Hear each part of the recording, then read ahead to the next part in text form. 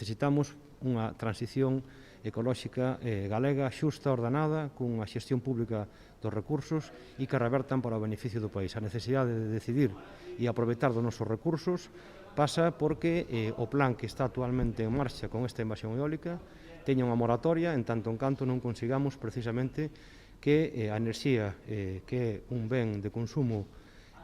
fundamental e poñamos a enerxía ao servizo do pobo, do seu desenvolvemento económico, social e industrial de forma equilibrada no territorio e no medio ambiente, obríganos a mobilizarnos para evitar que esta colonización dos nosos recursos, presentada como unha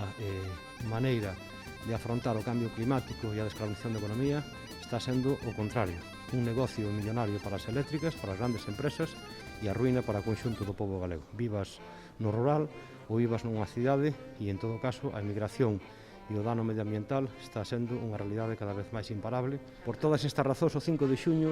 temos que acudir a Santiago de Compostela a mobilizarnos eólica, así non, e en defensa dun futuro que realmente garanta o noso benestar e o noso desenvolvemento como persoas e como país.